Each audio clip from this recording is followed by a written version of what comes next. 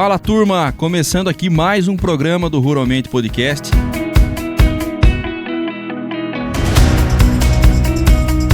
E antes da gente começar, gostaria de agradecer os nossos patrocinadores.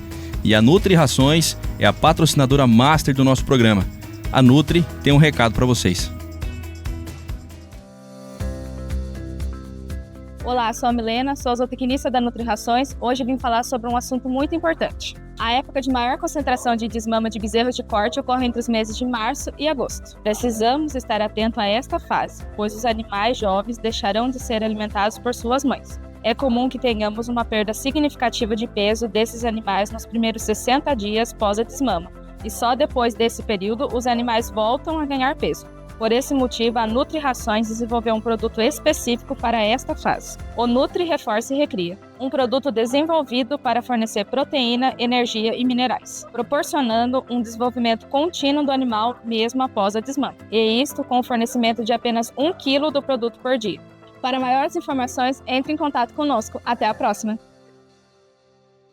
A Camila Guedes, da eSolo e eSolo Digital, também tem um recado para vocês.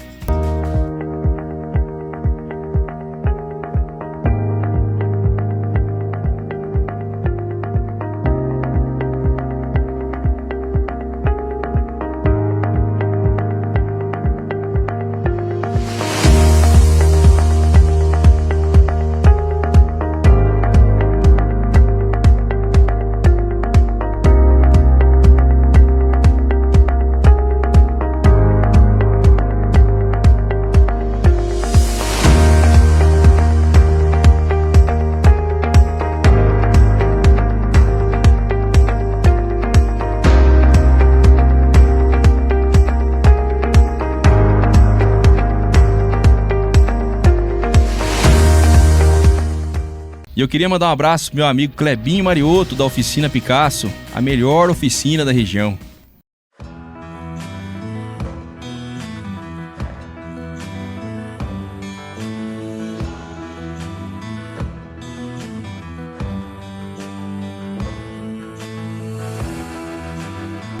Queria agradecer também a Rádio Interativa, a rádio que todo mundo ouve. A rádio está presente em 49 cidades e atinge 1,5 milhão de pessoas. Então, muito obrigado a toda a equipe da Rádio Interativa. E o Ruralmente está de parceria nova com a Academia da Serva, do meu amigo Pablo. O maior bar universitário de Avaré e região, Academia da Serva, é especialista em festas universitárias de verdade. Meu pai falou, estuda, eu entendi sinuca. Vê se não tira nota fraca. Eu tô forte na cachaça, eu tô bebendo muito. Um exemplo de aluno, churrasco e botecologia, eu tô fumando em tudo. Meu pai falou, estuda, eu entendi sinuca. Vê se não tira. Obrigado, meu amigo Pablo, toda a equipe. Tem muita coisa boa chegando aí. Obrigado pela parceria. Tamo junto. O convidado de hoje é médico veterinário formado pela Unesp e é especialista em bovinocultura de corte nas áreas de manejos, sanidade e reprodução. E para falarmos sobre o tema de hoje, desafios e oportunidades na pecuária de corte na fase de cria, recebo aqui Marcelo Gaeta. Marcelo, seja muito bem-vindo ao Ruralmente Podcast. Obrigado, Sidney. É um prazer estar aqui com vocês aí, conversando sobre um tema que a gente vive todo dia, né? A nossa vida, a pecuária de corte e a cria, né?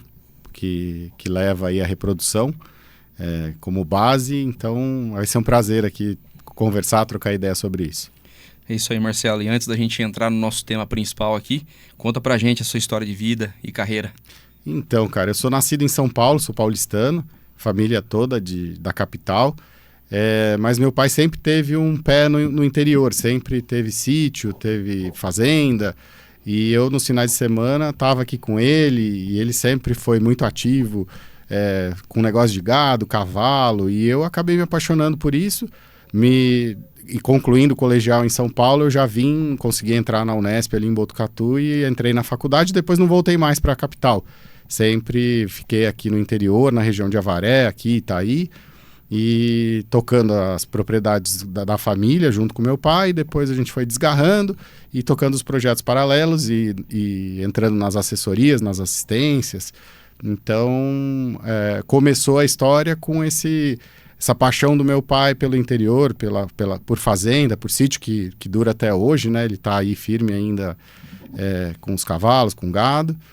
E eu entrei por esse caminho e não voltei. Estou aqui criando a família, criando os filhos, com a pecuária, com o gado de corte, e é o que a gente aprendeu a fazer nesse tempo todo e é o que a gente vai fazer, acho que até o final da vida. Legal, Marcelo. E você é o primeiro médico veterinário da família? Sim, primeiro e o único, na verdade. Dos primos próximos, dos filhos, eu tenho uma irmã que trabalha com administração de empresa e o irmão dentista, assim como meu pai. Meu pai é cirurgião dentista, meu irmão seguiu o caçula, até hoje tem uma clínica em São Paulo, toca, e eu vim para esse lado do interior aí, totalmente oposto ao restante da família. Legal, Marcelo. Então, para a gente iniciar aqui o nosso tema de hoje, dá um contexto para a gente, qual a definição da estação de monta e suas vantagens? A estação de monta é o período em que você vai expor as vacas à reprodução, seja ela por touro ou seja ela por inseminação artificial.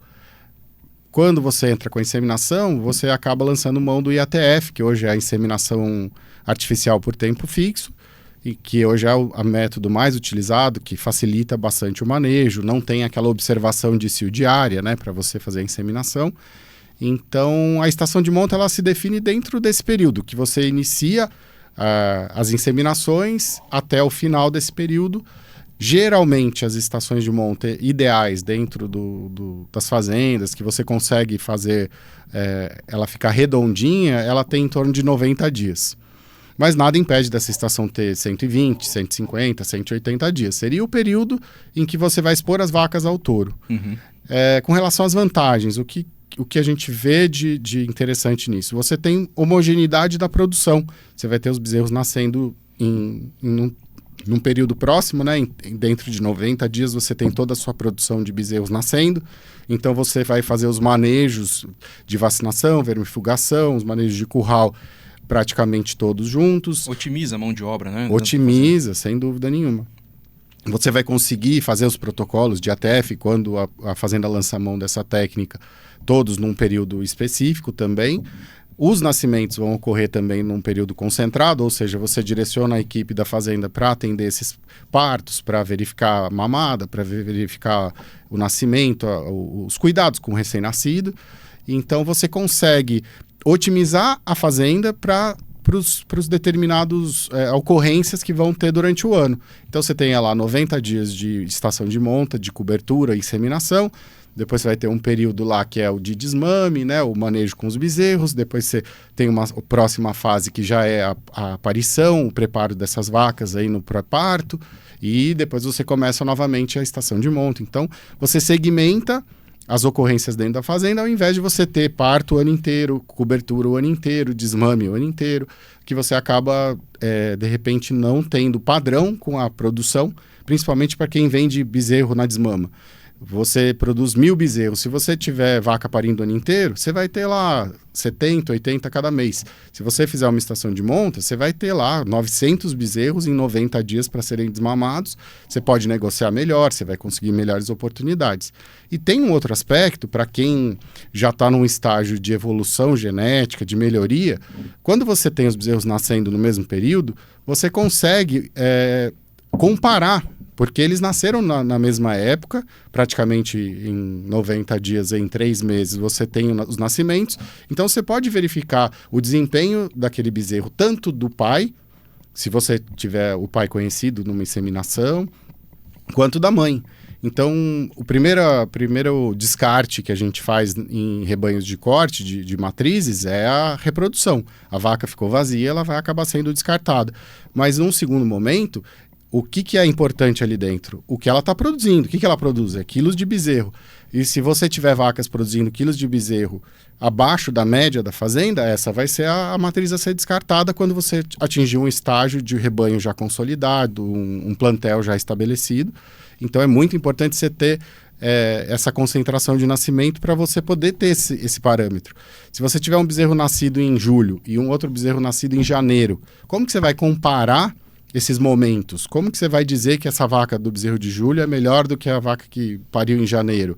Porque são momentos diferentes, épocas do ano diferentes, incidência de chuva, tudo muda de um período para o outro. Então, ajuda muito quando você quer selecionar, sem dúvida nenhuma, a estação de monta, otimizar os manejos da fazenda, otimizar a mão de obra e você ter melhores resultados na comercialização.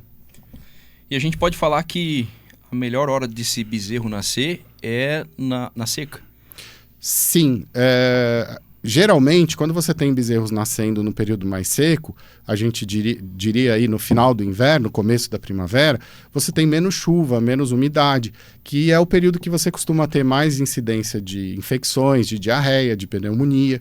Então, quando esse recém-nascido ele nasce nesse período mais seco, você tem uma facilidade maior de manejo, principalmente com relação ao clima. Se você pega uma semana do início do verão, da primavera, de nascimentos, que fica chovendo aí 10, 20, 30, 40 milímetros por dia, esse bezerro praticamente ele não seca ali no pasto, né? E você vai ter uma incidência maior de pneumonia, de diarreia, você tem uma disseminação de doenças maior. Então, sem dúvida nenhuma, o nascimento no período seco, final do período seco, é o ideal. E é o que você disse, né? O animal nascendo num período não adequado, ele pode ser acometido por doenças, né? Que vai interferir diretamente no momento da desmama, né? Então, a gente pode ter um animal mais leve, né? Você tem um animal saudável que não foi acometido por doença com 7, 8 meses e um animal que foi acometido. E aí você enxerga a diferença de peso na desmama, né? Perfeito. Inclusive, há trabalhos de pesquisadores importantes comparando bezerros nascidos, por exemplo, em julho, agosto, setembro, outubro, novembro e dezembro. E eles chegam a demonstrar nesses experimentos diferenças de praticamente 30 quilos entre um bezerro nascido em julho e um bezerro nascido em dezembro com relação ao desempenho. Os bezerros nascidos no cedo geralmente desmamam praticamente 30 quilos a mais do que um bezerro do tarde. Isso com trabalhos com um número grande de animais, isso é bem sabido dentro da pecuária, da comunidade científica, esses estudos. Então, o que é o ideal? Você ter o bezerro do cedo, inclusive na hora de comercializar, você vai estar vendendo o início da safra, os teus bezerros, antes da maioria das pessoas, né? Perfeito. Você já vai estar com o teu bezerro desmamado ali no início de fevereiro, março, inclusive quando o pessoal ainda tem bastante pasto. Imagina hoje, na situação que a gente está de seca, né? Um período que faltou chuva, excesso de calor, você desmamando o bezerro e pondo no mercado. Ninguém tem pasto, ninguém tem condição de comprar aquele bezerro. Seja num ciclo de alta ou de baixa, vai ser um período pior para comercialização também. Perfeito. E se a gente olhar historicamente, né, nos últimos 20 anos, o melhor momento para se vender um bezerro é justamente entre fevereiro e março. Perfeito. Que é onde se tem o pico de preço. Sem dúvida. Marcelo, atrelado a isso, a estação de monta, ela precisa ser iniciada em qual mês? Isso vai variar de região para região, obviamente, mas como a gente está aqui em São Paulo, Sudoeste Paulista, região de Avaré, aqui a maioria das fazendas nessa região, macro-região aí do estado de São Paulo, começa no início da primavera, que seria final de setembro, começo de outubro. A grande maioria das fazendas. No Centro-Oeste, eles atrasam um pouquinho, porque as chuvas lá demoram um pouquinho para começar. Então, no Centro-Oeste costuma ser a partir de novembro. Mas, geralmente, a gente costuma começar as estações de monta das fazendas aqui da região sudeste, aqui do estado de São Paulo, no início de outubro, finalzinho de setembro. Perfeito. E quando utilizar touro ou IATF na estação de monta? Como é que o produtor ele pode estar fazendo essa escolha? Então, hoje, eu diria que, fazendo um paralelo com a agricultura, o IATF é praticamente você comparar a agricultura com plantio direto e sem plantio direto. É uma técnica que ela veio para ficar e eu acho que dificilmente as fazendas que continuarem na pecuária, apesar de todas as dificuldades que a gente está tendo, vão ter que trabalhar com IATF. Então, pensando em colocar touro ou não, qual que é a vantagem? O IATF, além de você ter a opção de ter a concentração de nascimentos, você fazer essa sincronização, você consegue pegar vacas que estão em anestro, que anestro é o período da vaca pós-parto, que ela não responde, ela não tem ciclicidade, ela não ovula, ela não dá cio. E você consegue, com os protocolos, fazer essa vaca ciclar. Então, vacas 30 dias pós-parto, elas podem ser trabalhadas e conceber mais de 50% de prenhez dentro de um protocolo de IATF. Numa situação natural, essa vaca não vai dar cio antes dos 60 dias. Se você fizer uma avaliação, pegar um lote de 100 vacas pós-parto com 30 dias, você não vai ter mais do que 10% de vacas ciclando, que são as vacas que estão dando cio naturalmente. Então, o IATF te proporciona isso. Agora, obviamente, a gente está trabalhando numa condição de Brasil que a gente tem a grande maioria das vacas cobertas por touro. A gente vai chegar depois, nos números aí mais para frente, que a gente vai ver quanto a gente tem de vaca sendo coberta por touro ainda, apesar de ter crescido bastante o uso do IATF. Mas, de toda forma, é interessante você aliar as duas ferramentas. Eu acho que o melhor modelo que a gente tem hoje seria complementando o IATF e o touro, porque você com o IATF induz essa ciclicidade, faz uma concentração de nascimentos maior no início da estação de partos, né? Você vai ter mais bezerros do cedo, e o touro complementa esse trabalho com o que faltou, as vacas que não emprenharam pela inseminação, as vacas menos férteis, que tiveram mais dificuldade. Outra categoria que também a gente tem dificuldade em ter bons índices com o IATF, principalmente são as novilhas zebuínas. Elas têm um resultado aquém das vacas, e os touros costumam ser importantes nesse momento para você acertar esses resultados. Obviamente, muitos produtores utilizam só o touro, é uma ferramenta importante, essencial dentro da pecuária brasileira, e o detalhe importante é você ter bons touros de boa genética com o exame andrológico para você saber que efetivamente aquele animal está trabalhando, está sendo efetivo na missão dele, que é cobrir e emprenhar as vacas, né? Entendi. Na sua análise, o que você considera no momento da inseminação, quantas chances você costuma dar para a vaca, né? A gente chama de chances, Sim. né? 1, 2, 3 e depois na quarta vai para touro de repasse. Como é que você costuma trabalhar? Geralmente, o padrão, né? O normal seria a gente trabalhar com 2 inseminações, 2 IATFs e repasse com touro. Se a gente pensar numa estação de monta de 90 dias, dia 0, que seria o dia da primeira inseminação, você considera 30 dias depois você vai fazer o ultrassom, com mais 10 dias de protocolo você chegou com 40 dias você fez a segunda inseminação. Aí essa vaca, que já recebeu 2 inseminações no dia 0 e dia 40. Não sei, se tiver alguma dúvida disso, você me fala que a gente volta, que na cabeça de veterinário isso fica meio tá automático, simples, né? Então imagine que dia 0 da estação de monta você inseminou, no dia 40 as vazias você inseminou novamente. E aí essa vaca vai para repasse de touro. O ciclo da vaca é de cada 20 em 20 dias, ou seja, ela vai ter com 60 dias uma chance de retorno de cio para o touro cobrir e com 80 dias uma segunda chance.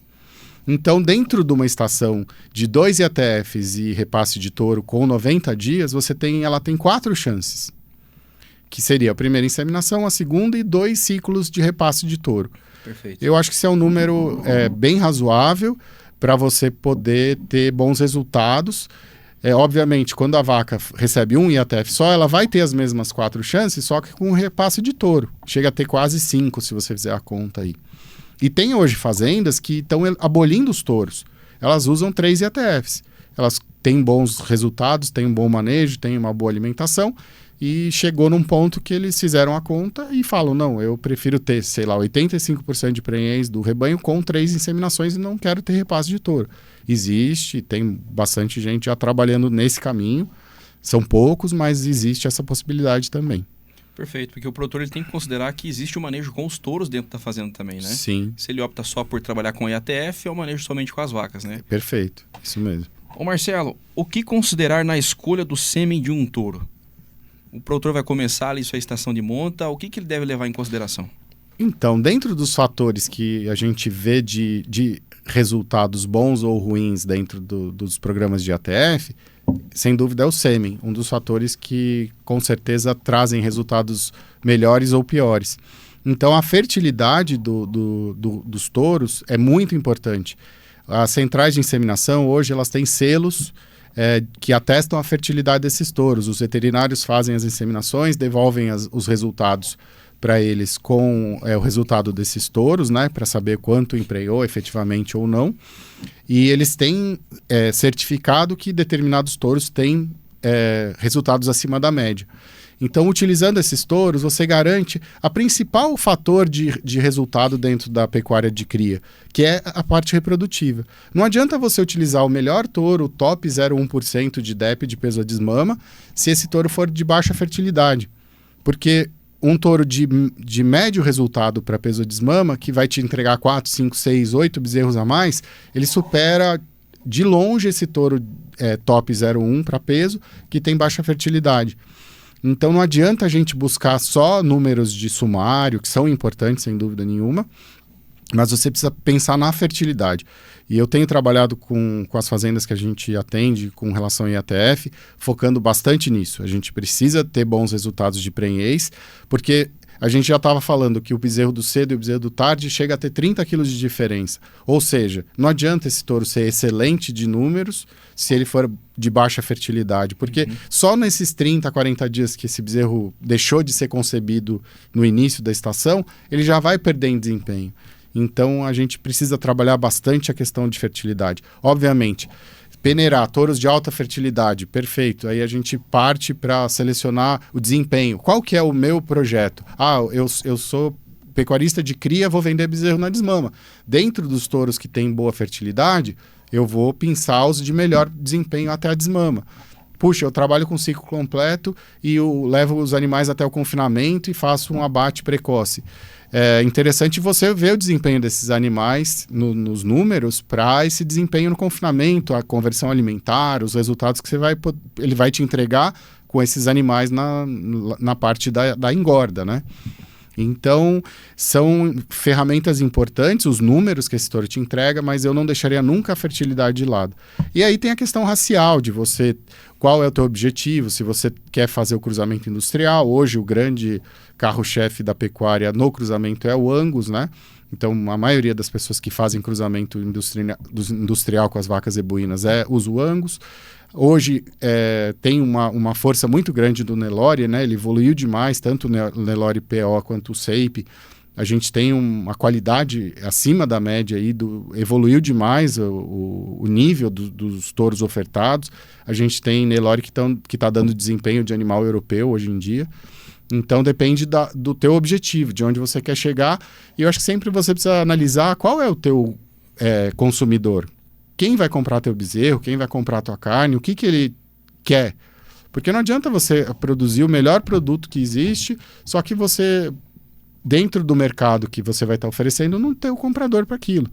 Então é importante analisar a cadeia como um todo, sem deixar, volto a dizer, sendo repetitivo, a questão da fertilidade como base desse processo quando a gente está falando de inseminação. Perfeito. E olhando um pouco para o mercado, né?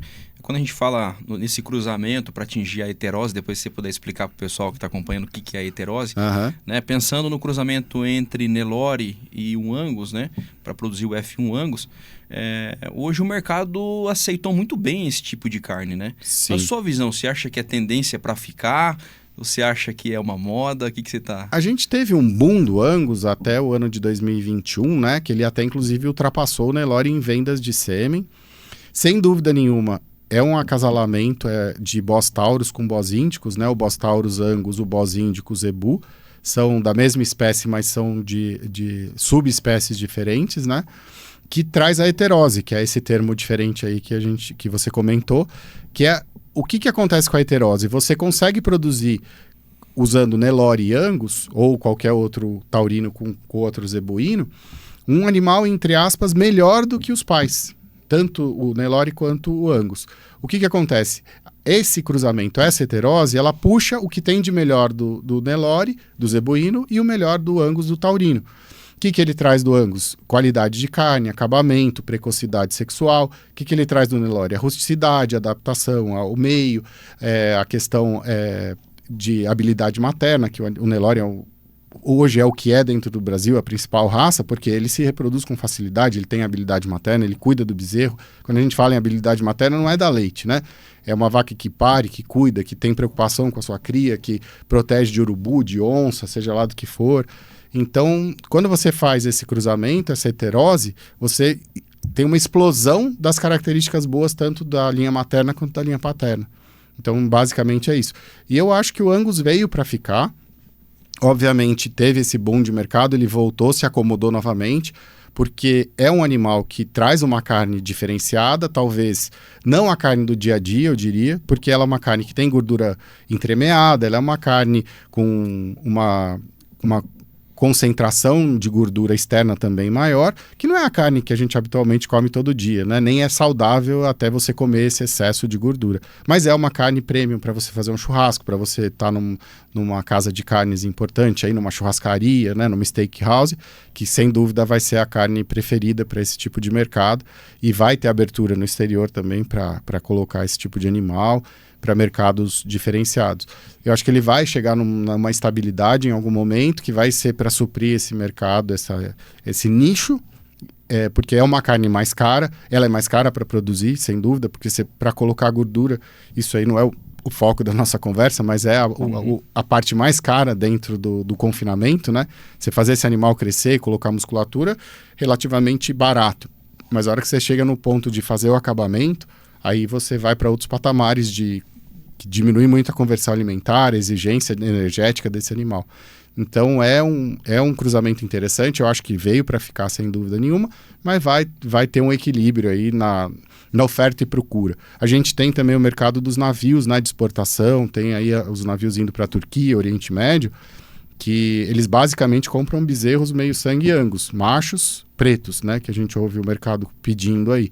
Então tem esse nicho de mercado, obviamente, se for ver a proporção do que é vendido pelo que a gente produz, é pouco, mas isso acaba influenciando em alguns momentos.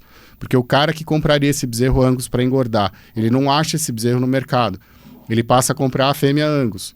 O cara que compraria a fêmea Angus não acha porque foi vendida, ele vai para o macho Nelore. Então você traz um bônus aí para o mercado, no geral, essa saída de animais, né? Perfeito. E você falou um negócio interessante, né? Que é em relação ao animal terminado. O mercado, ele procura um animal com terminação uniforme, né? E a terminação, o acabamento, o acabamento excessivo, ele é descartado no momento né, após o abate ali, né? Então, o pecuarista, ele tem que tomar esse cuidado, né? Tem que saber a hora certa de parar, porque é o que você falou, a conversão em gordura é mais cara, né? Então... É super caro, e você pensar que esse animal chegou no frigorífico com aquela gordura excessiva e ela vai ser tirada na faca antes dele passar na balança... Aí é um pesadelo, sem dúvida. E para quem acompanha abate, dói, né? Dói, não, é terrível. Você vê um animal ali e o pessoal metendo a faca ali e tirando, Sim, né? Porque tá em excesso. E ninguém quer excesso, né? A gordura, ela é importante, ela dá sabor na carne, só que ela tem um limite que é o aceitável do consumidor, né? É interessante a gente destacar, a gente estava falando sobre a popularidade do Angus, né? Ela tomou força ali entre 2019 e 2020, né? Que é onde a China aumentou as compras, né? A demanda pela carne brasileira, né? Sim. E um dado interessante de deixar aí para quem está acompanhando a gente, que ainda 75% que a gente produz é consumido no nosso país, né? Justamente. O mercado interno é muito importante, esse equilíbrio aí do que é exportado e do que é consumido interno. Até os analistas que entendem de mercado aí dizem que a questão da arroba hoje está na situação que está, é do mercado interno fraco, porque a gente está tendo recorde de exportação. Esse ano acho que a gente deve estar entre os melhores anos de exportação, apesar de valores mais baixos, mas em volume, né? E o mercado interno não está ajudando, né? Então, realmente, 75%, 80% é que a gente produz, consome internamente. Só que esse boi China, né, que a gente ouve falar bastante, a exigência da questão da gordura é muito baixa. Eles têm uma exigência de sexo, que seria o macho, e a idade até 36 meses. Mas a questão de acabamento, eles não se preocupam. A carne que é consumida lá fora, principalmente pelos chineses, eles não têm essa necessidade. A carne, a grande maioria das vezes, é cozida, né? Então essa gordura acaba que não é importante para eles. Marcelo, você comentou agora há pouco aí, né? A importância da escolha do sêmen, né? No momento de definir a estação de monta, né? Para o produtor que utiliza o touro. Qual que é a diferença entre touro Shape e o touro PO? Perfeito, interessante a pergunta. A gente tem hoje no mercado essa dicotomia, né? Praticamente dá para a gente dizer que são dois Nelores.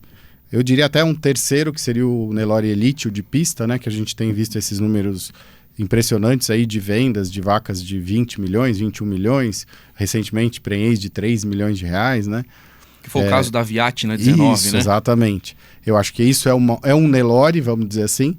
A gente tem o Nelore PO, que é o Nelore que a gente traz pelo ABCZ, que é registrado, que é um animal que tem a genealogia conhecida. na grande maioria das vezes passa por programas de avaliação genética, né? A gente conhece o potencial que esse animal tem, a genômica tem entrado com bastante força nesse segmento também. E o Nelore SAPE, que o SAPE nada mais é do que um certificado especial de identificação e produção.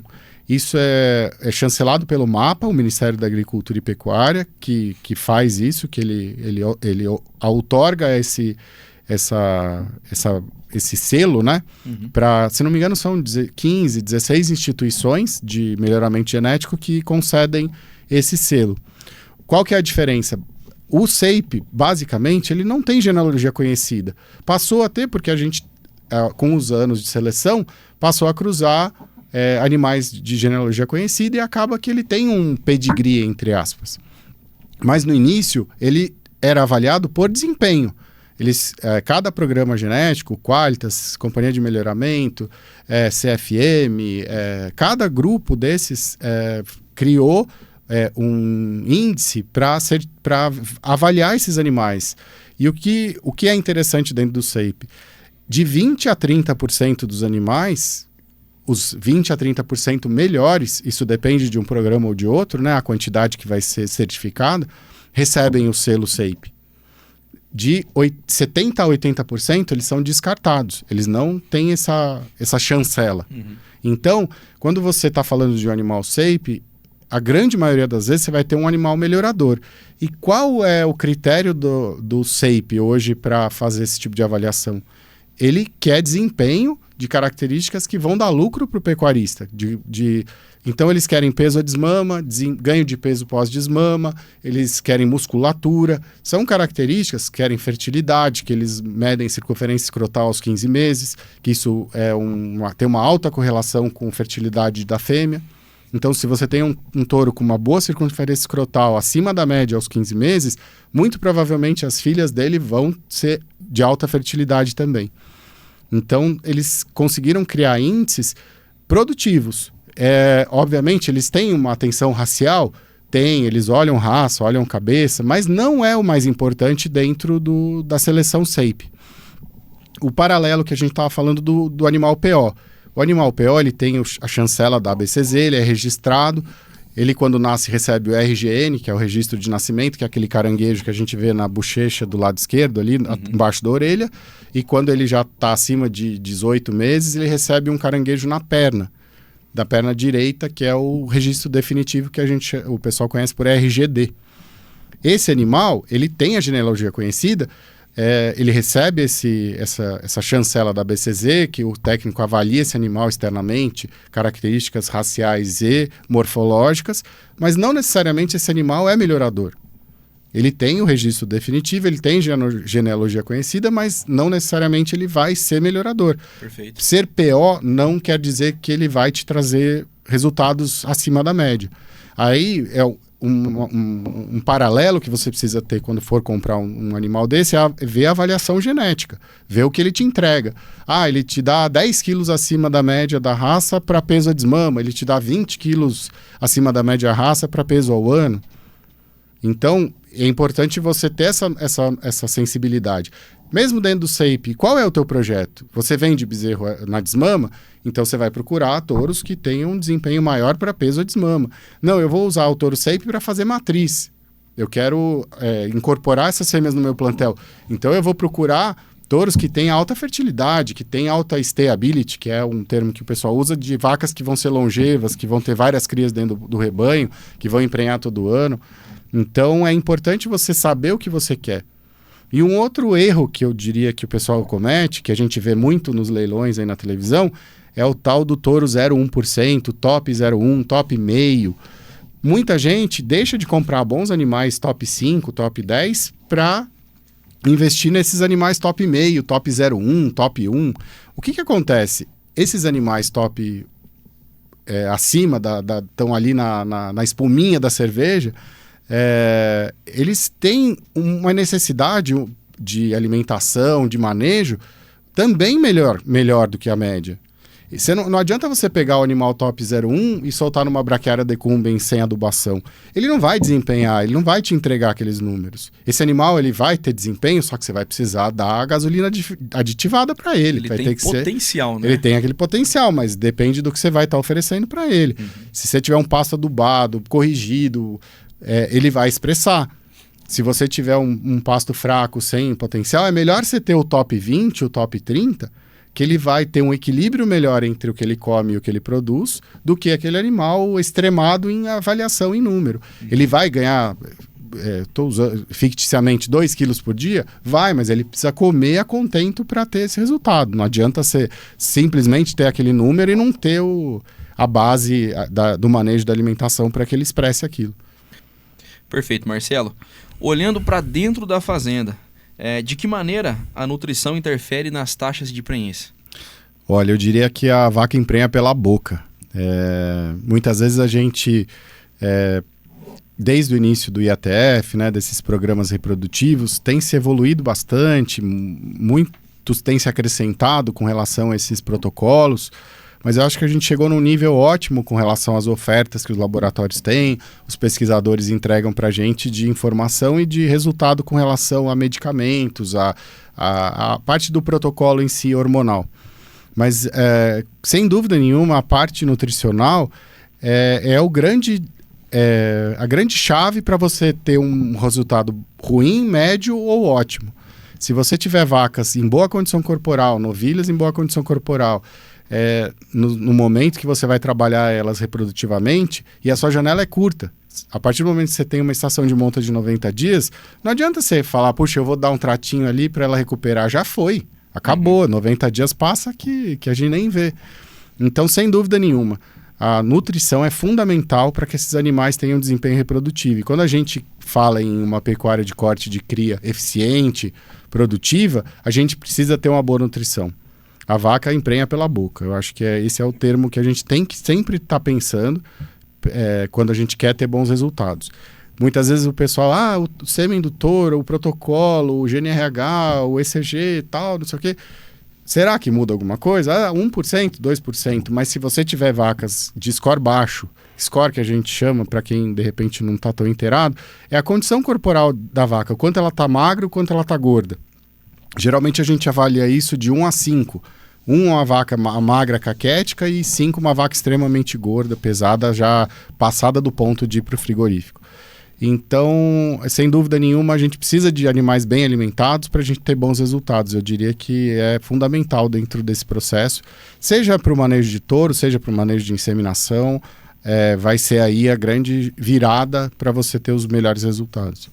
Perfeito. E por falar em nutrição, não tem como não falar dos nossos amigos da Nutri-Rações, meu amigo Carlão, Marquinho, toda a equipe, né? Sem dúvida, são excelentes profissionais e uma excelente empresa aí que atua aí na região há muitos anos, né? Entregando, há 30 anos, com tradição em Avaré região, né? E entregando produtos de excelente qualidade. É isso aí. Então, para você que quer aumentar os seus índices de produtividade dentro da fazenda, procura os nossos amigos lá da Nutri-Rações, Carlão, Marquinho, o pessoal tá lá pronto para te atender.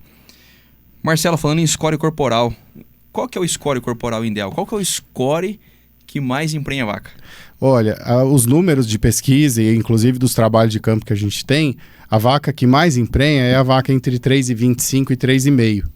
A gente, nessa escala que a gente comentou, de 1 a 5, a vaca que está no momento da inseminação entre 3,25 e 3,5 tem os melhores índices. As vacas abaixo disso, 2, 2,5, emprenham mal, e as vacas excessivamente gordas também, 4, 4,5, não vão tão bem.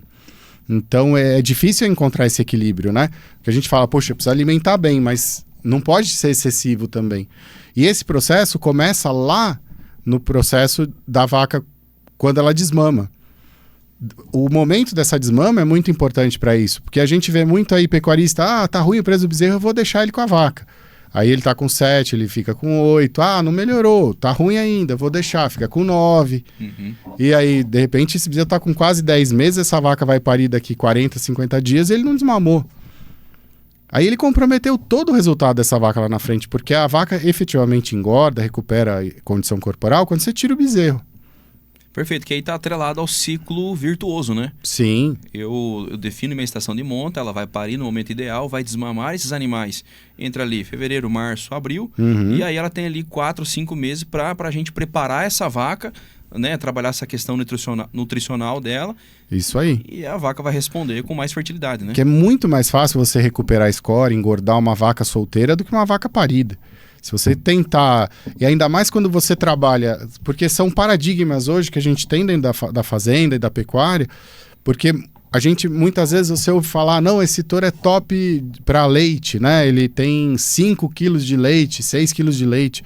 Só que geralmente a vaca que dá mais leite, ela, quando você alimenta ela, melhora a condição, ela produz mais leite e não em vez de engordar. Geralmente as vacas mais bonitas do teu gado são as que dão menos leite, que tem às vezes até bezerros piores. Por isso que é importante você avaliar peso ou desmama, comparar, ver, inclusive um número importante que a gente usa até pouco no Brasil, é quilos de bezerro por quilo de vaca. Esse bezerro pesou 250 quilos e essa vaca tinha 500 quilos na desmama. E tem uma outra vaca que te deu um bezerro de 250, mas ela tinha 450. Ah, deram um desempenho igual? Não. Essa vaca que tinha 450 quilos te entregou mais por quilos de vaca do que a vaca de 500. Elas deram o mesmo bezerro, só que ela pesa 10% menos que a outra. E esses 10%, ela come menos, você está gastando menos com ela, né? Muitas vezes a gente vê fazendas que tem vacas muito grandes, 600, 650, 700 quilos. Um número que é interessante para quem está assistindo a gente ter na cabeça, que é um número, talvez um ponto aí para você ter lucro ou prejuízo com essa vaca, é dela te entregar pelo menos 50% do peso vivo dela em bezerro. Então, se a média do teu rebanho é 500 quilos, você tem que ter uma desmama média de 250 quilos. É um parâmetro importante para você estar sabendo se você está tendo lucro ou prejuízo. Você tem um rebanho de 600 quilos e está desmamando o bezerro de 200, a chance de você estar tendo prejuízo é enorme. Mesmo sem fazer a conta, isso é nítido que você está tendo vacas muito pesadas para quilos de bezerro desmamados baixos. Então é muito importante você ter essa noção para você poder estimar o que você vai ter de resultado. Perfeito. Quando o nosso amigo Luciano Rossetti vê uma vaca grande dessa de 600 quilos e fala que é um vagão. É bonito, chama atenção. Come por duas. Mas geralmente essa vaca, ou ela perdeu um parto, ela abortou, ela perdeu o bezerro nova e ela tá mais bonita que as outras porque ela não amamentou ou ela é até fraca de leite, ela não entrega o que a gente espera. E às vezes aquela vaca que você não dá nada para ela, mais magra, score mais baixo, mas de repente você vê um cavalo mamando lá de 300 quilos. Então, linkar essas informações, o peso desse bezerro com o peso da vaca, é muito importante. Parece uma coisa simples, mas tem muita fazenda que não faz isso. Não identifica os bezerros, não identifica esse animal na desmama, não faz essa correlação. Porque, volto a repetir o que a gente falou no início. Primeira condição para você descartar vaca é vaca vazia. Vaca não emprenhou, ela tem que ir embora da fazenda. Não faz sentido ela ficar esperando outra estação de monta para você inseminar ela de novo. Com raras exceções, com primíparas, a gente costuma às vezes abrir, quando a fazenda não tem um manejo específico para elas, tal, a gente acaba dando uma chance. Mas no geral, essa vaca tem que ir embora. Agora, você está com a fazenda redonda, com tudo certo. Você tem uma novilhada pronta para entrar a prenha. Você vai descartar a vaca prenha? Qual que você vai descartar? A que te dá o pior bezerro. Uhum. E você precisa saber esse número, ter essa informação para você poder tomar essa decisão. Ah, aquela vaca bonita eu não vou descartar, mas de repente ela tem um bezerro de 200 quilos e aquela outra mais magrinha que está mais feinha, porque ela amamentou melhor, te deu um de 300. Uhum. Então a gente tem que sair um pouco dessa observação visual para ir para os números, né? Perfeito. E o pecuarista, ele tem dificuldade com isso, né? A gente vê que não é o forte do pecuarista números, contas, tabulação de resultado, né? A gente precisa melhorar isso, sem dúvida. Ao final da estação de monta, a vaca que não emprenhou, eu seguro esse animal para a próxima estação? Eu estraguei tua pergunta, né? Eu estava falando aqui. Realmente, dentro do que a gente enxerga para ter resultado, para ter produtividade, essa vaca tem que ir embora. Ela desmamou o bezerro, está vazia. Em raras exceções, como a gente falou, de primíparas, de algum animal que teve alguma dificuldade interna de manejo dentro da fazenda. O que acontece na nossa região? A gente tem lotes pequenos, fazendas pequenas. Quando você está trabalhando num rebanho de 10 mil vacas, você vai ter lá 10 mil vacas, você tem 1.200 primíparas que você pode tratar como um lote separado e manejar elas no pasto melhor, dar uma suplementação dirigida. Agora, você está numa fazenda de 200 vacas, você tem lá 20 primíparas, você não consegue ter um lote só para elas, manejar elas separado. Então, geralmente nessas condições ela vai ter um pior desempenho, ela vai ter um índice mais baixo que a média, aí você pode até abrir exceção para esse animal para ela ficar na fazenda, ou até quando a gente volta naquele assunto do peso do bezerro, puxa, esse animal desmamou o bezerro entre os 10 melhores da fazenda e ela não emprenhou, porque ela dava mais leite, vamos dar uma chance? Talvez aí em raras exceções. Exceções, né? Você não pode aplicar essa regra como geral. Sem né? dúvida, é caso a caso e aí bem pontual. E eu acho que é interessante, você descarta essa vaca, ela está vazia, você pode até repor com uma vaca prenhe, você compra no mercado e coloca uma vaca prenhe que vai te dar um bezerro daqui 2, 3 meses. Aí você mantém a tua fazenda produtiva, porque essa chance que você dá para essas vacas aí vai minando a tua produtividade. Você precisa ter uma noção de que quanto você está produzindo em bezerro pelo número de vaca exposta que a gente fala. O que é vaca exposta? Quantas vacas começaram a estação de monta? 500? Quantos bezerros você produziu? 400? Tá um número razoável. Poxa, mas eu expus 500 e estou tirando 300 bezerros. Tem coisa errada. Então você tem um número grande de vacas e um resultado pequeno de produção. E aquela conta, né? Uma vaca ela vai me custar em média R$2.000 por ano.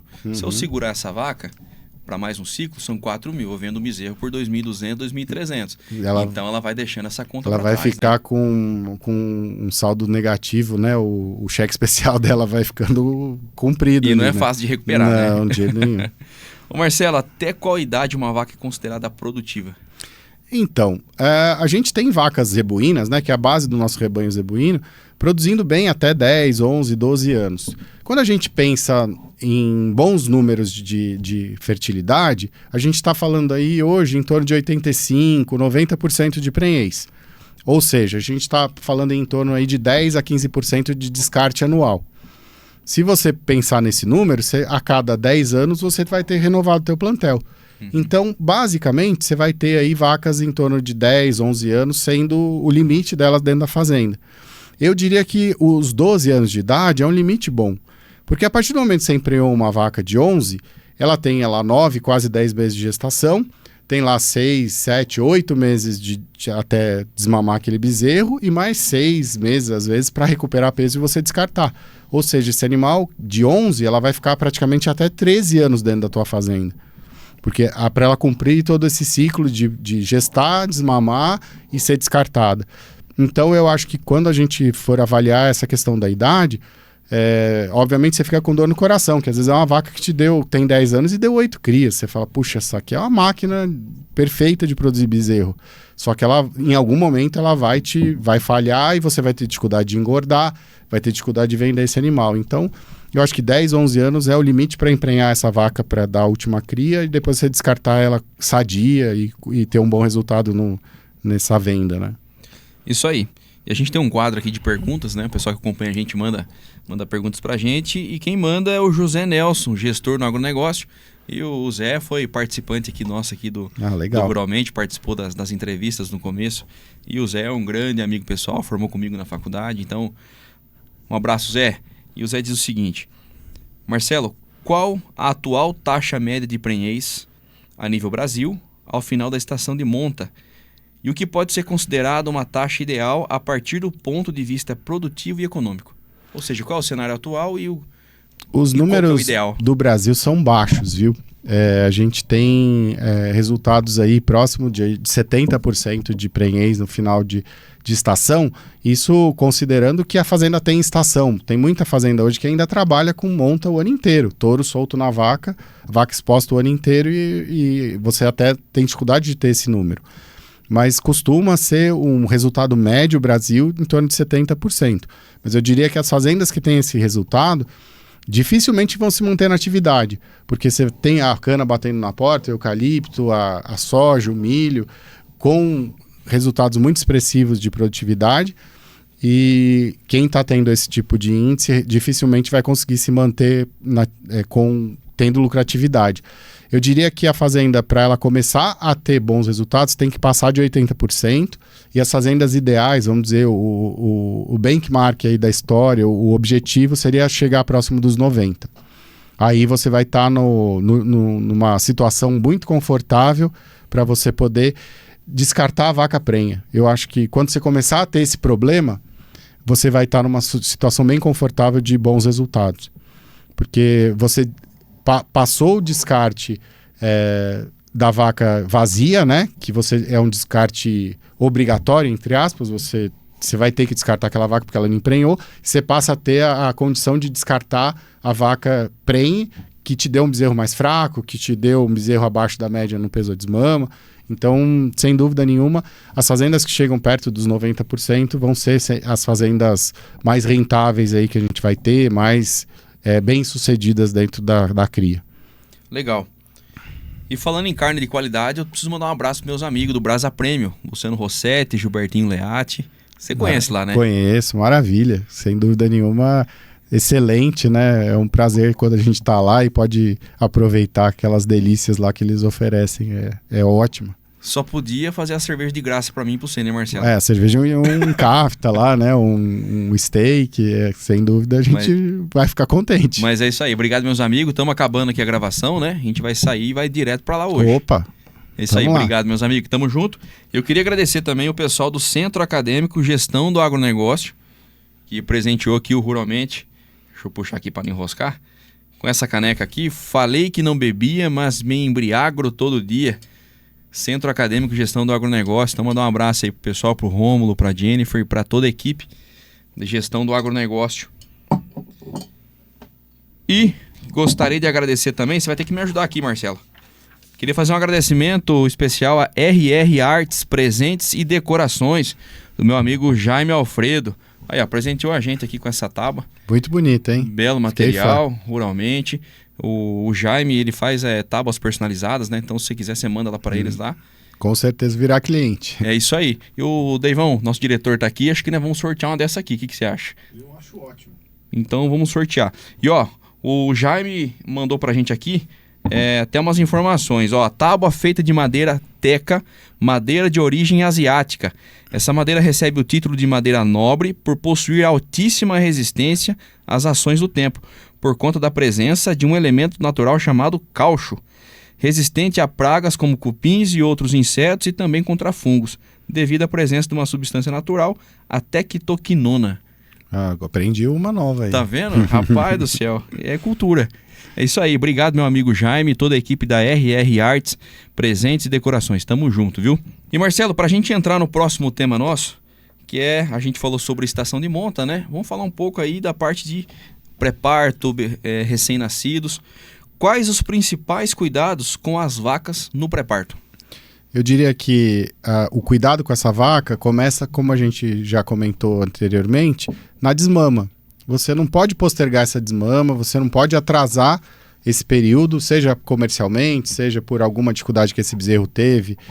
Esse bezerro ficou doente, ele não desempenhou tão bem, mas chegou o prazo, chegou lá os 7 meses, chegou lá os 8 meses, ele tem que liberar a mãe para ela recuperar esse peso e ela ter condição de parir bem.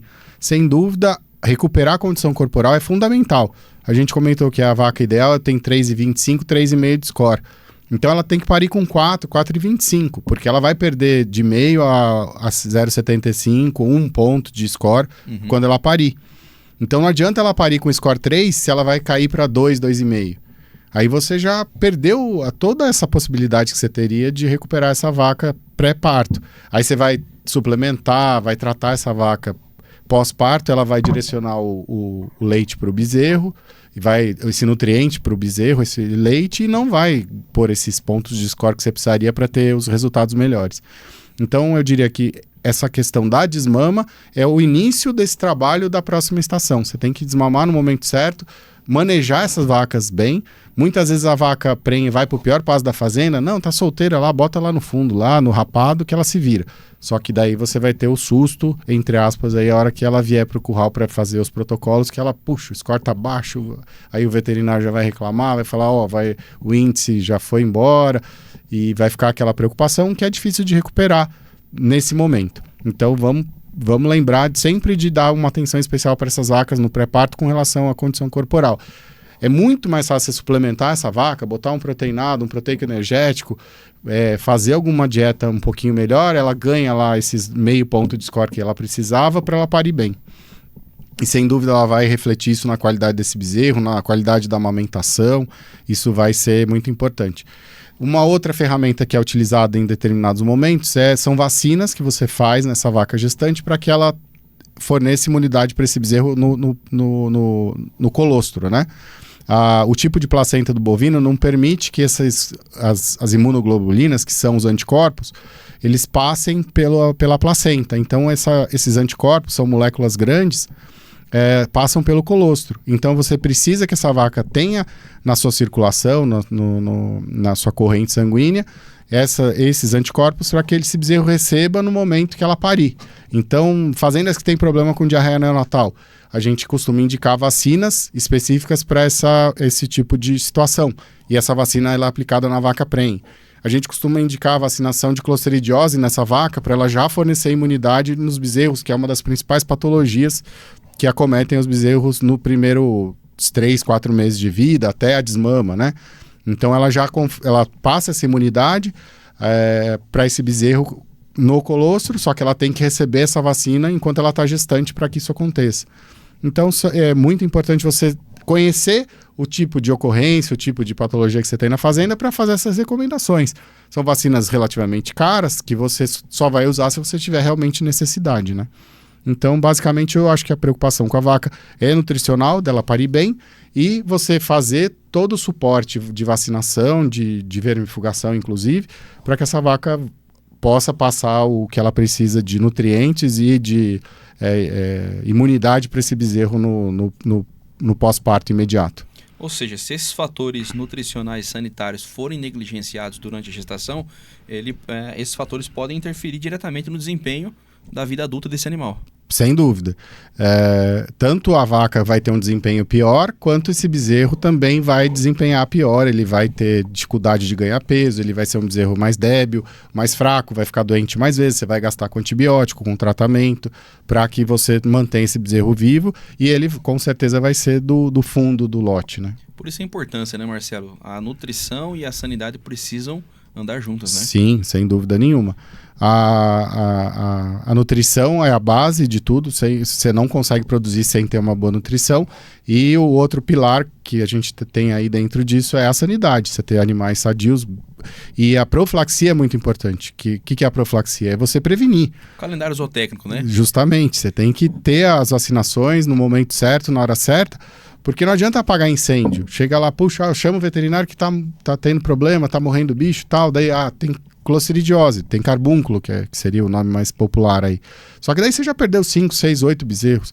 Você teria que ter se preocupado antes de fornecer essa vacina no momento certo, na hora certa, para que isso não aconteça, né? Olha só que interessante, né? A nutrição corresponde em torno de 80% do custo total, né, de um projeto de pecuária de corte. Uhum.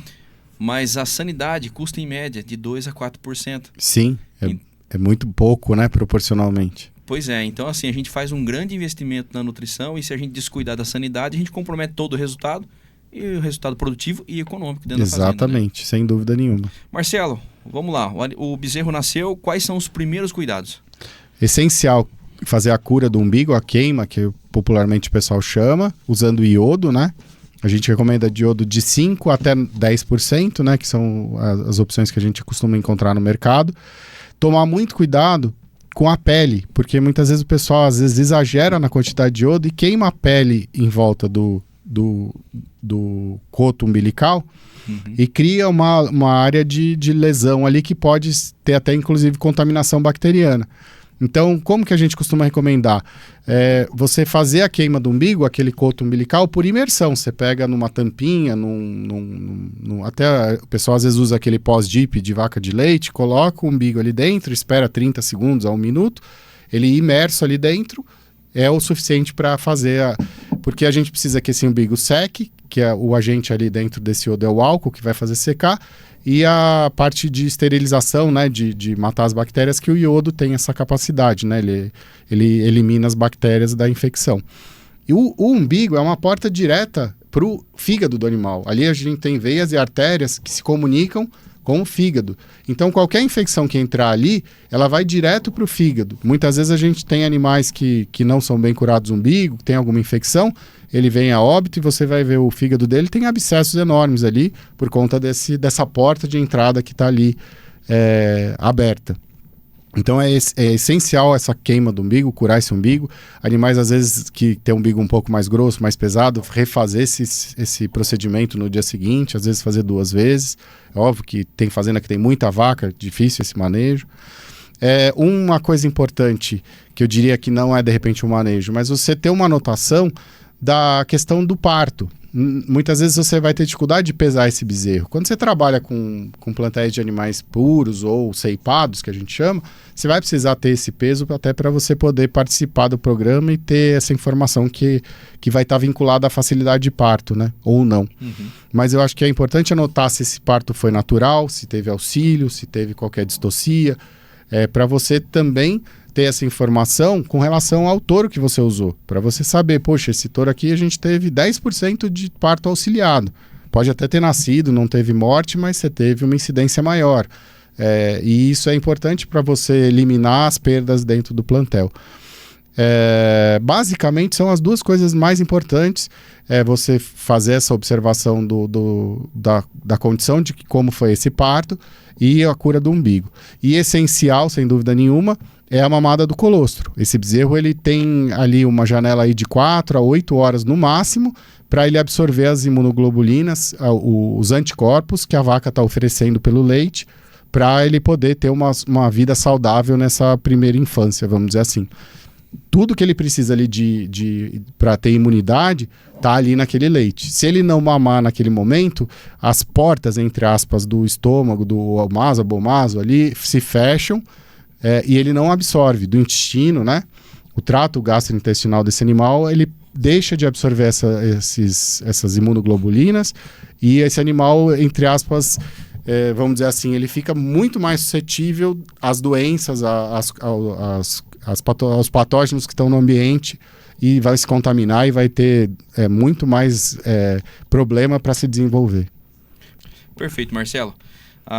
Estudos dizem que o animal que tem a queima do umbigo negligenciada, bem como a ingestão de colostro, né, negligenciada, esse animal, se não sofreu óbito, né, no momento da desmama, esse animal ele pode até apresentar 20% a menos de peso se comparado com um animal saudável, né? Perfeito, sem dúvida, esse animal que não mamou colostro, que não curou o umbigo, ele vai ter um desempenho pior, porque ele provavelmente vai ficar doente nesse meio tempo, ele não vai desempenhar tão bem, ele vai sempre ser o fundo do lote. E na hora de vender, esse animal vai ser depreciado, ele de repente vai ser refugado, e você vai ter dificuldade de comercializar e vai ter prejuízo com ele. Marcelo, uma dúvida recorrente. É aconselhado utilizar vermífugo nos animais recém-nascidos? Então, isso é uma cultura, né, que se criou no Brasil desde a época do lançamento das ivermectinas, que o pessoal usava essa aplicação para evitar a miíase, a bicheira de umbigo.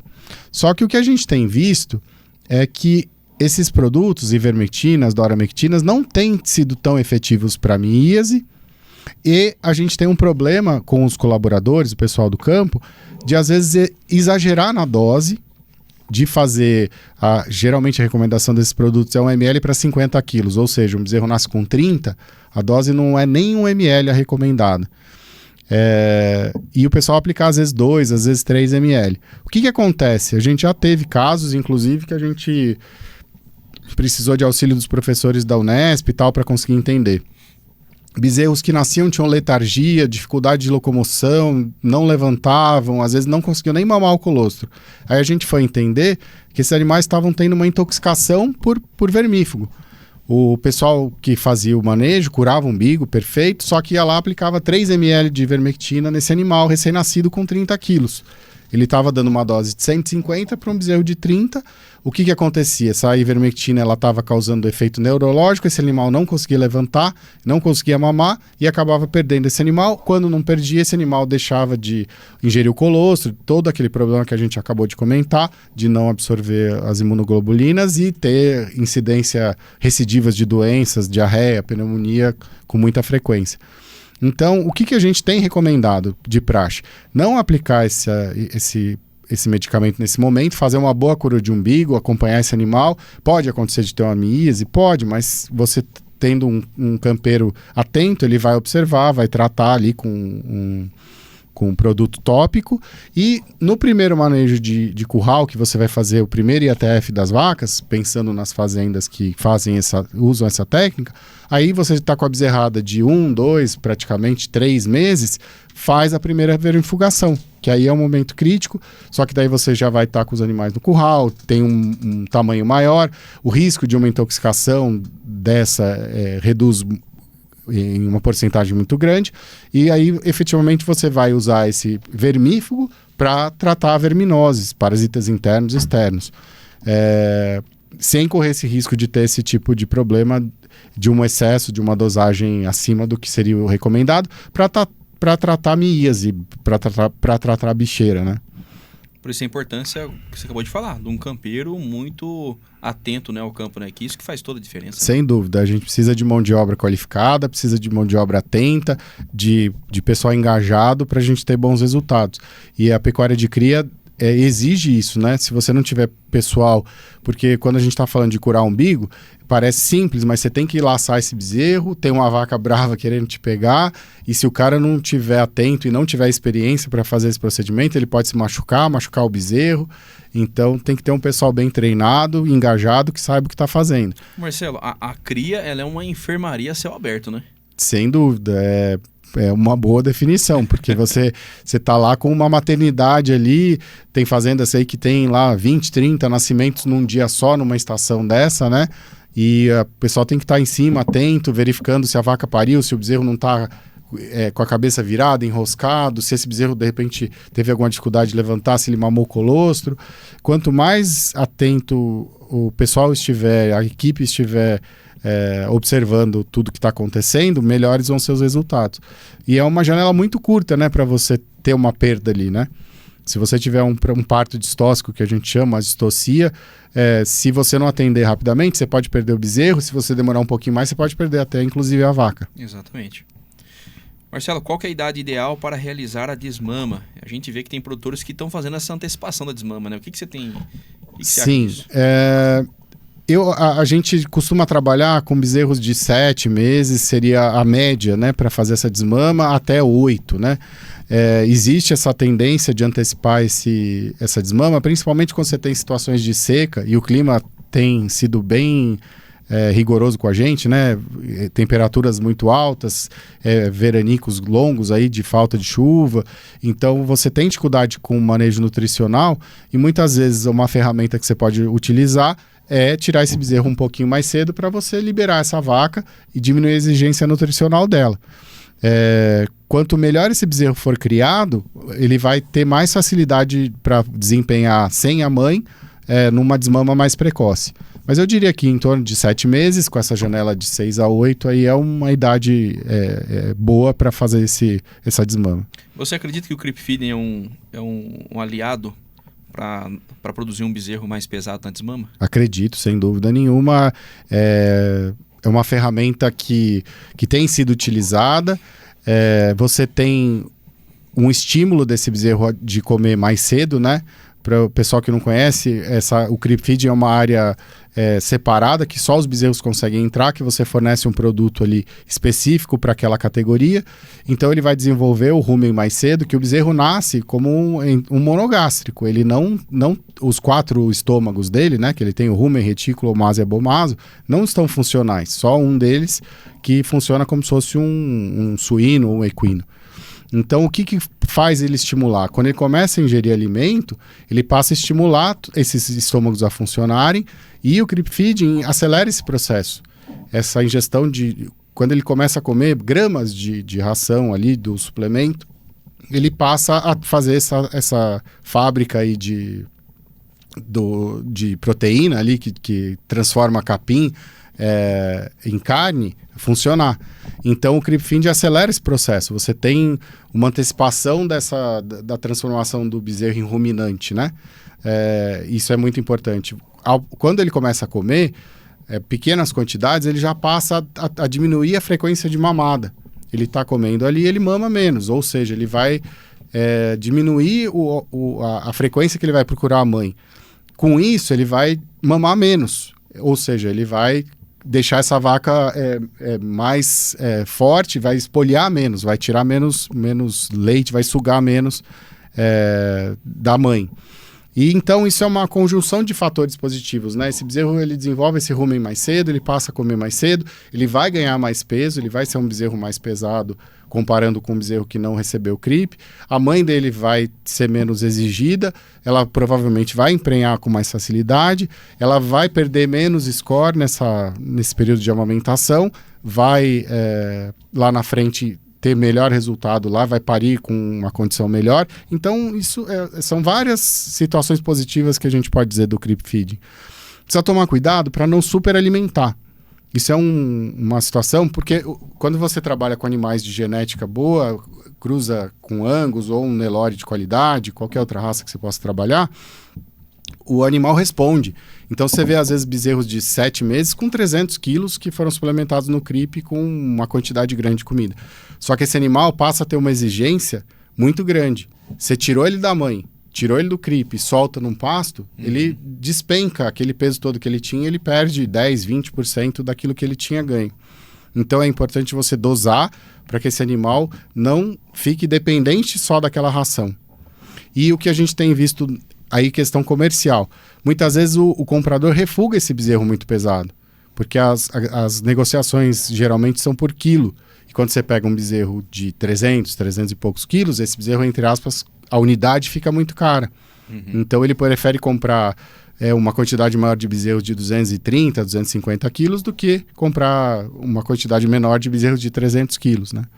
Então é importante, é uma ferramenta que ajuda demais o pecuarista, inclusive na questão do desmame mais precoce. Se esse bezerro está comendo no CRIP, você consegue manter essa suplementação pós-desmama sem ter prejuízo. É um animal que desmamou com 6 meses, só que você continua dando o CRIP para ele sem a mãe, e ele vai manter o desempenho e você não vai perder qualidade desse bezerro, né?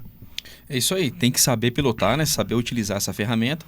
Mas a literatura diz, né, que você consegue desmamar esse animal com 15 a 20% a mais, né, do peso, se comparado com o animal que não consumiu o Creep Feeding. Mas é isso aí, tem que saber pilotar. Por isso a importância de um técnico em nutrição dentro da fazenda, com certeza, né, um médico veterinário. É isso aí. Se você me permite, gostaria de fazer um merchan meu aqui agora. Claro. Então, para quem deseja aperfeiçoar o conhecimento nos índices zootécnicos na bovinocultura de corte, tá aqui, ó. A gente vai deixar disponibilizado o link. Eu escrevi esse e-book, no caso eu tive que imprimir esse e-book, né? Então, mas para quem tem vontade de aprender mais, só entrar no link. A gente fala sobre os índices zootécnicos da cria, recria, engorda, índices zootécnicos econômicos e tudo mais. É um material que... E é importante a gente saber números, a gente ter os números na mão para poder tomar as decisões e saber para onde a gente está indo. E eu sinto que na pecuária falta isso. Que é isso que você falou no começo, né? Qual a análise que você faz hoje? Eu acho que a gente tem evoluído, a agricultura, a silvicultura, a cana, tem empurrado o pecuarista para uma situação de que ou ele evolui, ou ele produz melhor, ou ele entrega mais resultado por hectare, senão ele acaba saindo da atividade. E passa por isso, você estudar, saber os índices, saber o resultado, saber o que você está produzindo, para poder mensurar e até tomar as decisões, né? Saber se aquele caminho que você está correto, para onde você tem que corrigir para poder melhorar. Marcelo, a gente tem falado bastante sobre o ciclo pecuário, né? E que a gente está no ciclo de baixa nesse momento. Qual a análise que você faz? Você acha que 2025 promete uma elevação nos preços? O que você...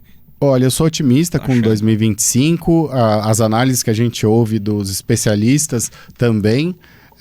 A gente teve um abate absurdo de fêmeas aí, o recorde histórico, né, de abate de fêmeas nesses últimos anos aí, 2 anos. E a gente, ao que tudo indica, está no fundo do poço e com chance de subir, mas subir de elevador. A gente desceu de escada aí lentamente, né? Alguns anos aí que a gente já vem descendo, a arroba vem caindo, a gente batendo recordes de baixa. E eu diria que a chance grande é de 2025 a gente subir de elevador e subir rápido. Então a tendência dessa inversão, né, da curva é de estar chegando, estar próxima, e quem tiver bem preparado, quem tiver com a fazenda redondinha, vai colher os frutos sem dúvida nenhuma. Deus te ouça, Marcelo. Pra gente Amém. Que continua na atividade é o que a gente espera, viu? Não, todo mundo está esperando esse momento, está demorando um pouquinho mais, acho que do que a gente esperava, mas está chegando. Eu acho que não vai demorar para a gente estar contente com os resultados aí. Só que você tem que se preparar agora. A hora de investir, a hora de você se preparar, a hora de você melhorar é na baixa. Exatamente. Que as coisas estão mais baratas, que você está com mais acesso aí a genética, que hoje, se comparar preços de touro com 3, 4, 5 anos atrás com o preço de hoje, mesmo sêmen, protocolo, a gente teve queda de preço aí de insumos nesse meio tempo, e eu acho que quem enxerga, né, quem está vendo o resultado que a gente vai ter aí nos próximos anos, tá se preparando. E aquele negócio, se for para sair, que saia na alta. E se for para entrar, dúvida. que entre na baixa. Exatamente. Né? A gente precisa ter essa noção que vem do mercado de ações, aí, de outros segmentos, né? Mas a pior hora para sair é quando tá no fundo do poço, né? É óbvio que são várias conjunturas, mas é perfeita a sua colocação. Marcelo, antes da gente encerrar, conselhos para quem deseja ter uma bovinocultura de corte mais produtiva. Eu acho que aquilo que a gente já comentou, que a vaca emprenha pela boca, né? Então você precisa trabalhar seu pasto, precisa trabalhar sua fazenda para que você tenha um bom desempenho dos animais. Tratar o pasto como lavoura. Isso, a gente vê que os pecuaristas que têm tido bons resultados estão investindo no pasto. E a grande virtude do bovino é transformar a capim em carne. Se você quiser usar milho, soja, grãos, o suíno é muito mais eficiente. Então, não faz sentido você trabalhar com pecuária sem pensar nessa transformação de um nutriente barato, que é o capim, que é o pasto, em carne. Então, a gente precisa investir em pasto de qualidade. Essa vaca vai ter um desempenho melhor reprodutivo se você tiver bons pastos, um manejo adequado, não só a qualidade do pasto, mas o manejo é essencial, né? A gente acabou nem falando muito sobre isso, mas ter um pasto rotacionado, um pasto adubado, dividir os lotes conforme a lotação adequada. Aí entra o trabalho do pessoal da agronomia aí, que ajuda muito a gente com isso. E você tendo essa fazenda redonda com relação à nutrição, o restante tá muito dominado. A gente falou sobre sêmen, falou aí sobre os protocolos, IATF ou não. Você vai ter bons resultados, seja com touro, 1 IATF, 2 IATFs, se você tiver a fazenda bem redondinha. Investir em genética, porque a genética é muito barata. A gente fala hoje aí de touros melhoradores aí com sêmen de 20, 30 reais a dose. Se você comparar com equinos aí, que o pessoal paga 5 mil reais, 10 mil reais numa cobertura, né? O acesso à genética é muito barato, né? Hoje, para você melhorar o teu rebanho. E aí, com 5, 6, 8, 10 anos de investimento em boa genética, você muda a tua fazenda de patamar. Então, invista em pasto, invista em genética, que sem dúvida você vai colher os frutos aí de uma pecuária produtiva aí, de bons resultados. Isso aí, Marcelo. Obrigado por ter aceitado participar aqui com a gente. Eu que agradeço, foi um prazer conversar aí e estou à disposição para quando precisar.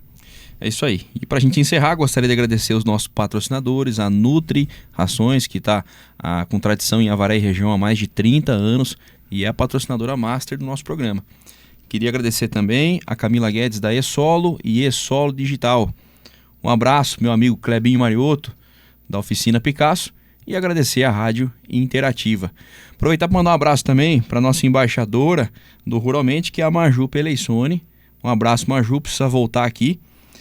Mandar um abraço também para Ana Peleissone, que é a nossa diretora de marketing, que faz um belo trabalho. E um abraço para meu amigo David Moreira, que está aqui do nosso lado. Obrigado, Deivão. Tamo junto. E é isso. Marcelo, obrigado a você que nos acompanha. Esse foi mais um programa do Ruralmente Podcast e a gente se vê na próxima. Até mais.